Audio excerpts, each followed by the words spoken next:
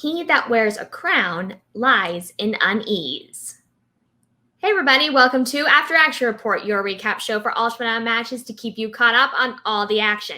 I'm your host Megs here for the Call to Action podcast channel, giving you the breakdown of stats and storylines from episode 17 of Friday Night Titans, where we saw a statement win that could spell a title run for one competitor and a possible new era in the team's division.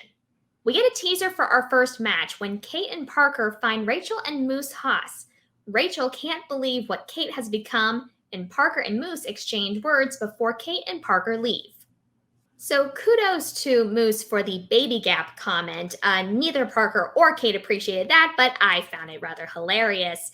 And we see that it will be Parker facing off against Moose in this first IG match of the night, and this also pits Kate against Rachel, another one of Kate's former Den members. So let's go right into our undercard match, which is Robert the Spider Parker against Moose Haas. Coming out of round one, Parker is up by 4, 11-7. In round two, Parker defers to have Moose spin first, who spins away from TMNT and ends up taking Batman. He comes away with 5 out of 10 points, checking down a multiple choice once, misses 2 other questions, but only one of them is stolen by Parker for 2 points. Parker spins away from a wild card and ends up taking fantasy sci-fi. He comes away with 8 out of 10 points, checks down to multiple choice once and misses that question, and it is stolen for 1 point by Moose. This does, though, give Parker an additional gain of 4 points to where he is now up by 8, 21-13.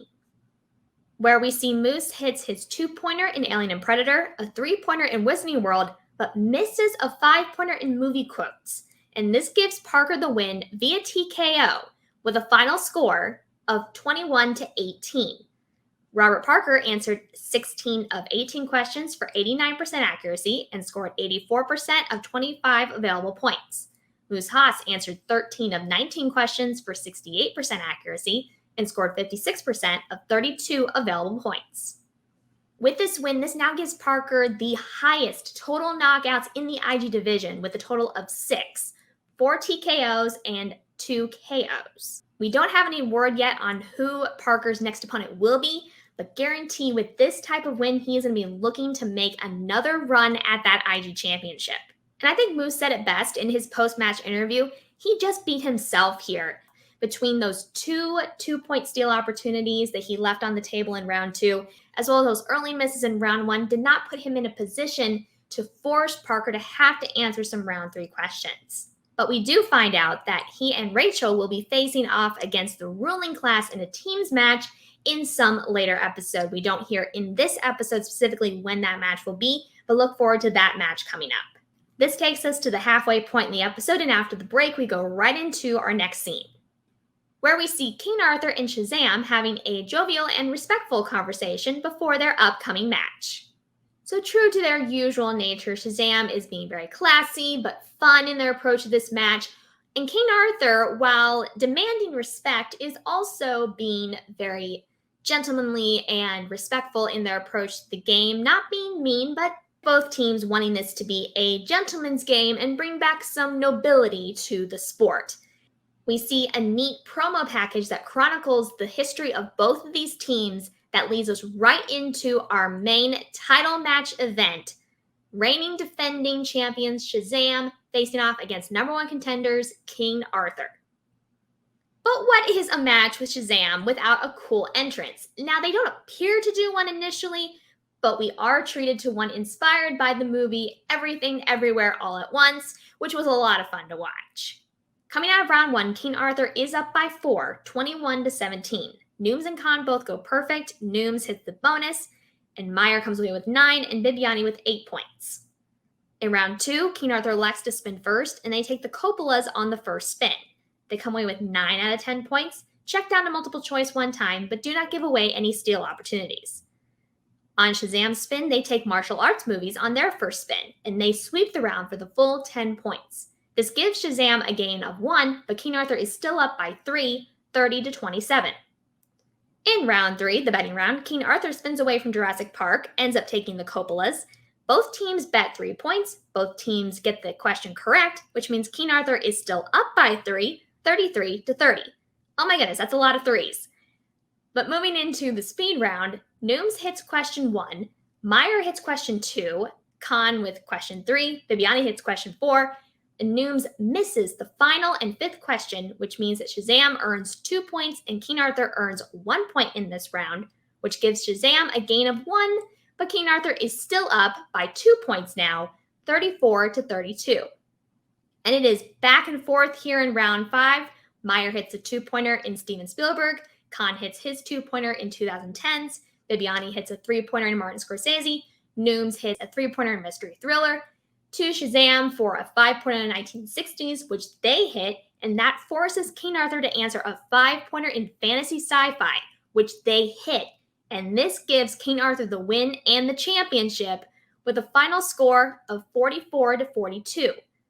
Where Shazam answered 28 of 31 questions for 90% accuracy and scored 84% of 50 available points. King Arthur answered 32 of 34 questions for 94% accuracy and scored 88% of 50 available points.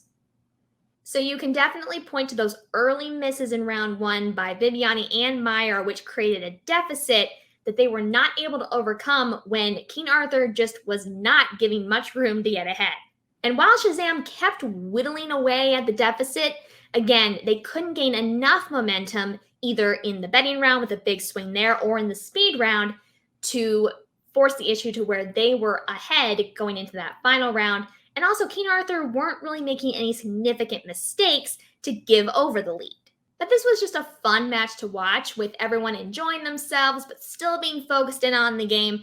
Round 1 took a while because there was a lot of banter back and forth, but it was still, again, a lot of fun. And with this win, King Arthur does end Shazam's team title reign with 4 total defenses in a row. Still very impressive, but we do see the changing over of a new team champion. But it may not be for long because it seemed like Shazam was ready to go right back in for that rematch. But we will have to wait and see when that actual title rematch will take place. And this will be the rubber match for these two teams. So time will tell who gets the best of this trilogy. And I am definitely looking forward to seeing that match in the future. And before we head out, we do see one final scene. We see Chance, Marisol, and Mike, who have no idea why Shannon called this meeting. But she reveals that Marisol will be teaming up with Mike and doesn't leave Chance hanging because his new team partner will be Travis Fishburne, who becomes the newest member of Corruption. So as was said, this is now the 3rd season that Corruption as a faction has faced some adversity in the early part of the season. But now they have 2 possible title contending teams. And we see the addition of Travis Fishburne, who, if you know the FCL, he is the singles champion from the FCL who took that title at the end of the season. He was 5-0 in that league with 2 total knockouts. He lasted 6 rounds inside of the free-for-all, coming away with a total of 87% accuracy in that event. So what do you guys think of these 2 new teams by Corruption? Marisol and Mike, who we know are going to be known as the Impact, as well as the addition of Chance and Travis, with Travis being introduced into the league officially and being part of a faction. Let me know in the comments what you thought. And that is going to do it for this week's episode, but don't worry, I'm going to be right back with all the stats and all the storylines for next week's Friday Night Titans. If you haven't already, make sure you hit like on this video, you're subscribed to the channel, and leave comments with your thoughts on the episode. The match breakdowns presented here will be posted on Twitter and Facebook. Until next time, for the entire Call to Action podcast crew, I'm your host, Megs, and this is After Action Report, signing off.